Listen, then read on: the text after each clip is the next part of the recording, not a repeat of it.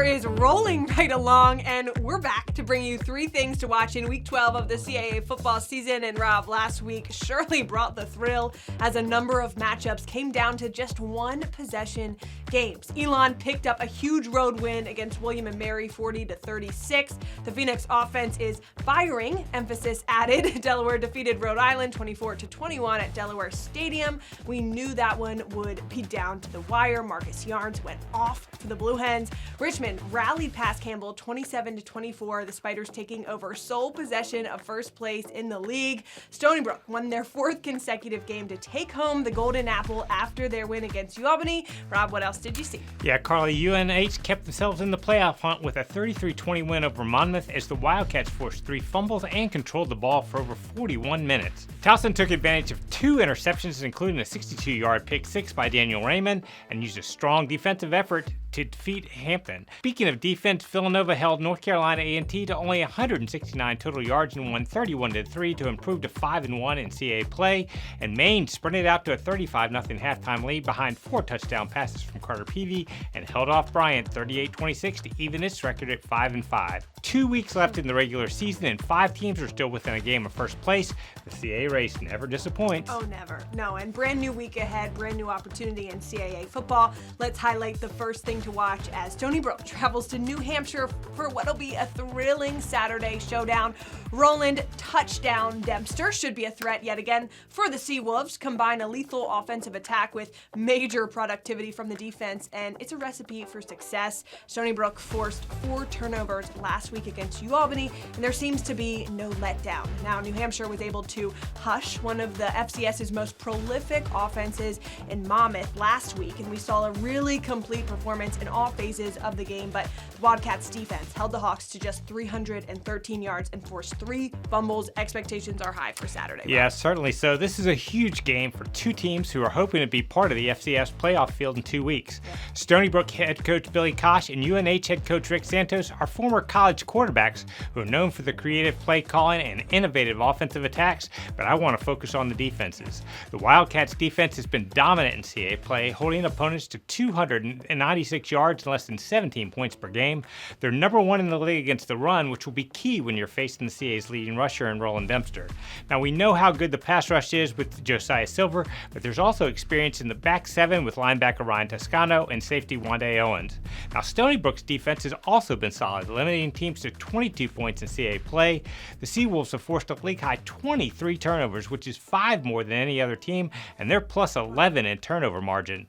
Now, it starts up front with Rushawn Lawrence, who has 8 sacks, but Anthony Forelli and A.J. Roberts each have over 70 tackles, and Rudy Silvera has 3 interceptions and 10 pass breakups in the secondary. This will be a hard-fought physical game that should come down to the wire. Let's hear from Stony Brook's Billy Kosh and New Hampshire's Rick Santos. They're an experienced defense. I remember I was at Richmond in 22, and I was the offensive coordinator. A lot of those guys that we went against are still playing for them now. They're 4th and 5th year players. So, Rick's done a really good job retaining those guys, number 1.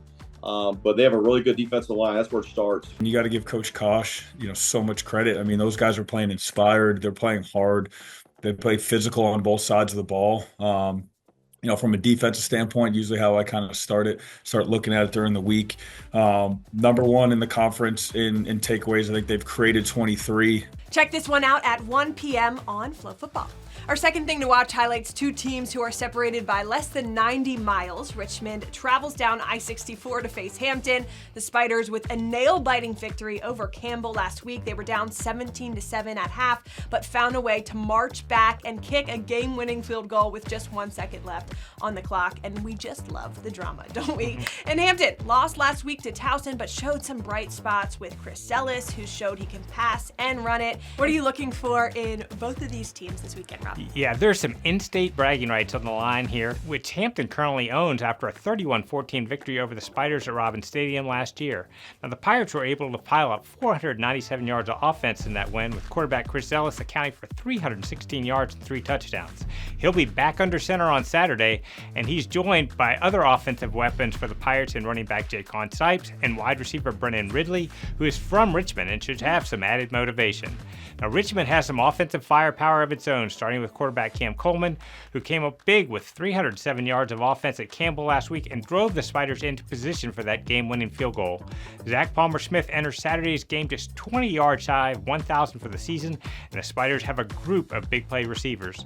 Now, both of these teams have formidable defensive lines that can put pressure on the quarterback, but the one who can handle it best will likely come out on top. Agreed. Let's hear what Richmond's Russ Huseman and Hampton's Trent Boykin had to say prior to Saturday. They've got a really good team, and I think one game, William and Mary, is kind of they're really the only one where they didn't play well. They could be a playoff team. They're talented.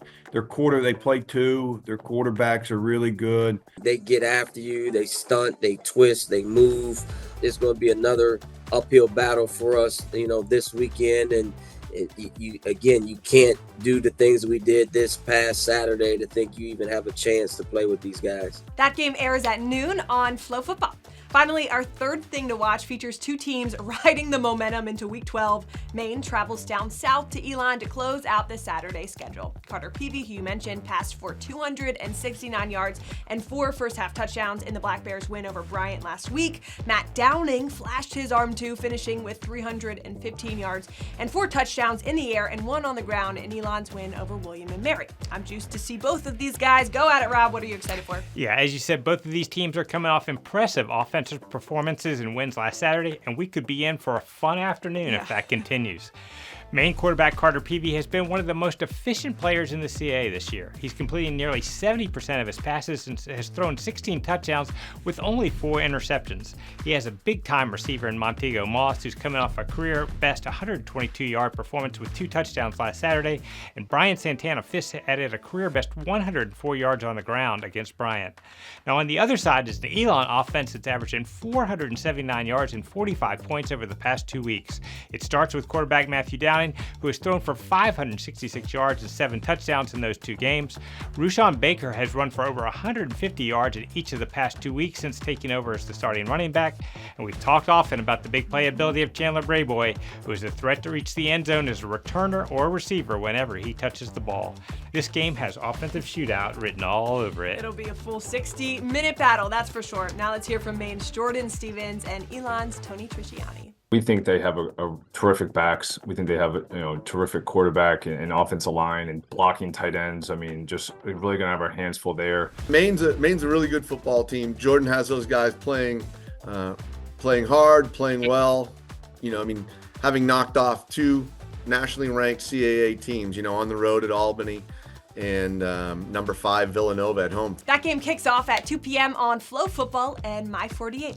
Excellent week of football ahead. Let's look at the full Week 12 schedule. North Carolina A&T travels to Towson to get the day started. Villanova to Monmouth, 2 talented and versatile offenses. Have fun watching that one.